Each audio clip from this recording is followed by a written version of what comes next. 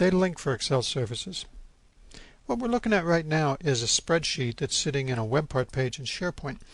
This is something that's only been available recently when Microsoft started shipping with SharePoint 3.0 something called Excel services. It's a web part that hosts an Excel spreadsheet, and I can actually build fields in here where I can go ahead and type in the name of PI tags, for example, and go out and retrieve fresh information based on what I'm putting in here. Tag names, start times, end times, etc. So the topic today, the topic of this video, is DataLink for Excel services. This is a fairly new feature. As I said, it's only been supported lately with the introduction of Office 2007 and SharePoint 3.0. So what it's doing is essentially it's providing some kind of a browser-based access to a spreadsheet. So this is all done incorporating spreadsheets into portals and dashboards. It's all done within a web part page in SharePoint.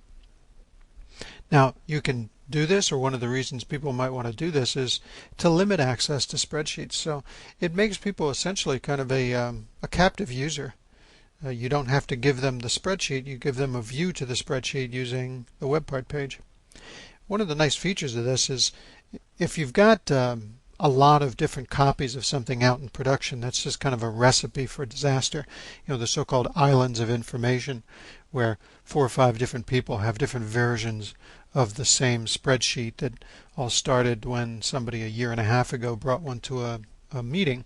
Well, you don't have to have these multiple versions of the truth if you can centrally locate a spreadsheet. And that's one of it's the big benefit of having Excel services. Now, you can put something on the web, just like SharePoint has all that great collaboration potential for all different types of web parts. Now Excel joins that list of web parts. There's a web part that supports Excel. So it basically eliminates having ambiguity introduced by different versions of the same information. And another important advantage is if you've got some calculations that take a long time to run on individual desktops, it's kind of nice to do those calculations centrally and then give people access to that. And that's what you would be doing using Excel services and the DataLink for Excel services to show PI data in that spreadsheet. Now, just to point out, it is brand new. If you think you haven't seen this before, it's probably you're remembering correctly. This did not come out until Office 2007. And it is something that's using all the latest technology from Microsoft. This is implementing web services. So in fact, there is a programmatic element to this. You can actually write applications against those web services. Now I'd like to take a look briefly at kind of the workflow that you would see when working with DataLink for Excel services, or Excel services in general. Again, DataLink is the add-in to Excel, so Microsoft ships the Excel services, we add an add-in that works with it. So you would build a spreadsheet using Excel 2007 or Office 2007. That's the development environment for creating this spreadsheet. Now technically you can, if you've got Office 2003, there is a compatibility patch that will allow you to save in the same format as Excel 2007. You can actually create your spreadsheet that way as well. And you would go ahead and publish that spreadsheet to a web server. That web server is going to be what's running the Excel services. That's going to be a SharePoint web server. It's going to have the web part that hosts that Excel spreadsheet.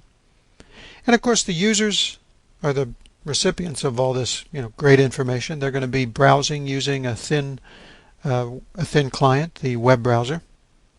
In addition, there is the option to, when you're working within that web part, to open that into the rich client. So if the user does have Excel 2007, he can go ahead and open that back up and interact with it, drill down, look at more detail if he wants.